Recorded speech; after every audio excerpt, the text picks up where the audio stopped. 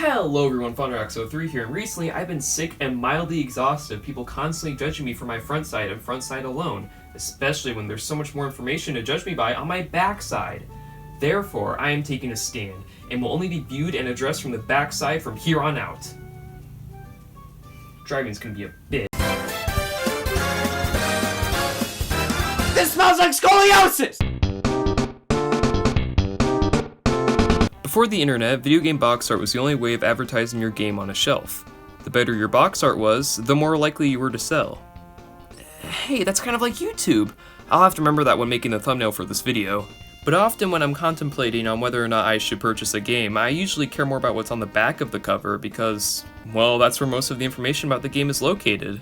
Take Starfox 64 for example. Bam, it's about shooting things. Perfect. Screenshots of the game that show off the game's main selling point, alongside a little blurb of information. Perfection. Now let's look at Spider-Man PS4, and as you can see, it's gross. These screenshots aren't even gameplay, they're just QuickTime events. I could get the same information about the game by looking at a Spider-Man lunchbox. Peter Parker and Spider-Man's worlds collide? Well, of course they do. It's a Spider-Man game! Shadow of the Colossus for the PS4 at least gives you an idea of what you'll be doing in the game. Conquering towering creatures built from the PS4 system?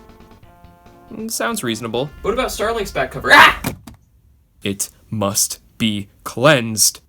Super Mario Galaxy is a crowning achievement in video game back covers. We have a basic gameplay screenshot of Mario on a spherical planet, something that has never been done before in any Mario game. Then we get a screenshot of a boss on a spherical planet, you know, showing off some action. Then we get 3 of the new power-ups, and this game is telling me I can play as a bee? This back cover is perfect. And Metroid Prime has the right idea of showing screenshots of the new first-person gameplay, which was its biggest feature.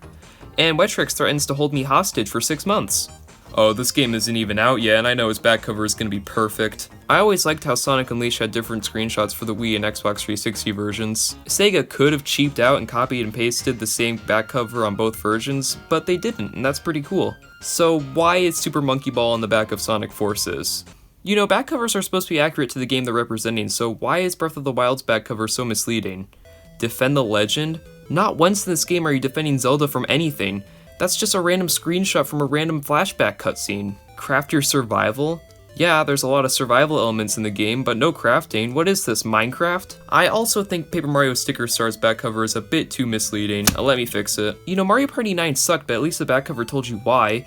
And Mega Man's back cover is slightly better than its front. I always found it funny that NES games would use expensive RGB TVs to make the game look better than it actually is. It's even more hilarious on the Game Boy back covers. Are they even playing this on a Game Boy? Now, bad video game back covers in no way depict a game's quality, especially nowadays. I just wish developers would put more time and effort into their back covers. I can remember staring at the back cover of Super Mario Galaxy 2 when I got it for Christmas in 2010. How amazed I was by the art style and what was yet to come.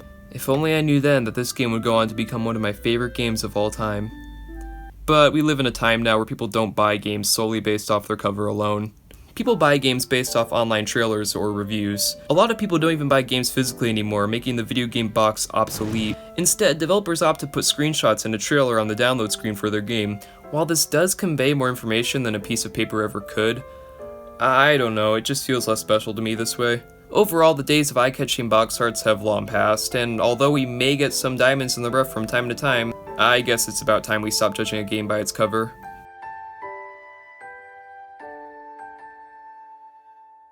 Well, I guess on that conclusion, I might as well stop forcing you guys to judge me by my back.